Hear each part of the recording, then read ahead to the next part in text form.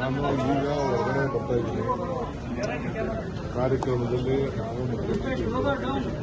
ನಾನು ಮುಖ್ಯಮಂತ್ರಿಗಳು ಇದು ಕಂಪ್ಲೀಟ್ ಮಾಡಿ ಹೋಗಬೇಕು ಅಂತ ಆದೇಶಿಸಿದ್ರು.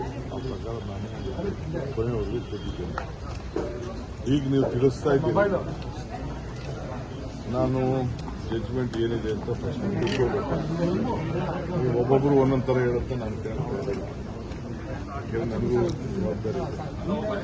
ಒಂದು, ನಮ್ಮ ಮುಖ್ಯಮಂತ್ರಿಗಳ ಮೇಲೆ ದೊಡ್ಡ ಷಡ್ಯಂತ್ರ, ನನ್ನ ಮೇಲೆ ಹೆಂಗೆ ದೊಡ್ಡ ಷಡ್ಯಂತ್ರ ಮಾಡಿದ್ರು ಬಿಜೆಪಿಯವರು ಮಾಡಿ ಕೇಸ್ ಹಾಕಿ ಜೈಲು ಕಳಿಸಿ, ಏನೋ ಭಗವಂತನ ಕೃಪೆಯಿಂದ ನಾನು ಹೊರಗಡೆ ಬಂದಿದ್ದೀನಿ.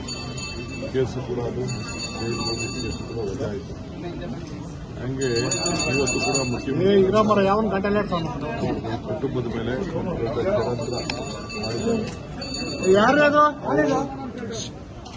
ಕ್ಲೀನಾಗಿ ಬರ್ತಾರೆ. ಯಾವ ತನಿಖೆ ಆದೇಶ ಮಾಡಲಿ, ಏನೇ ಮಾಡಲಿ, ನನ್ನ ಪ್ರಕಾರ ಅವ್ರು ಯಾವ ತಪ್ಪು ಅವ್ರನ್ನ ತಪ್ಪು ಕೂಡ ಮಾಡಿಲ್ಲ. ಮುಖ್ಯಮಂತ್ರಿಗಳ ಏನು ಒಂದು ಬದ್ಧತೆ ಇದೆ, ಆ ಬದ್ಧತೆ ಬಗ್ಗೆ ನಾವು ಅವ್ರ ಜೊತೆ ಇದ್ದೇವೆ. ಅವರು ಮಾಡಿದಂಥ ಕಾರ್ಯಕ್ರಮ, ರಾಜ್ಯಕ್ಕೆ ಕೊಟ್ಟಂಥ ಕೊಡುಗೆನ ಬಿಜೆಪಿ ಮೇಲೆ ಸಹಿಸಿಕೊಳ್ಳೋಕೆ ಇದಕ್ಕೊಂದು ದೊಡ್ಡ ಷಡ್ಯಂತ್ರ ನಡೀತಾ ಇದೆ.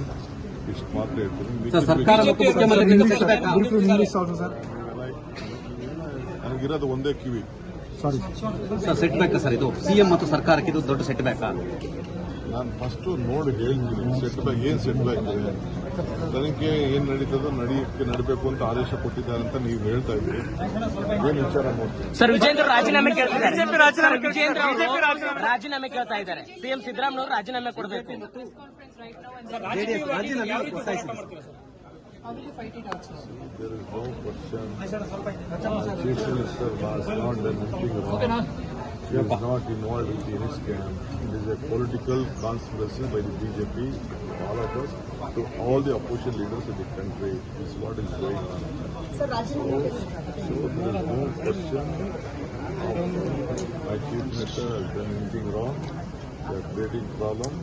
We stand by him. We support him. He is doing a good work for the country, for the party, and for the state.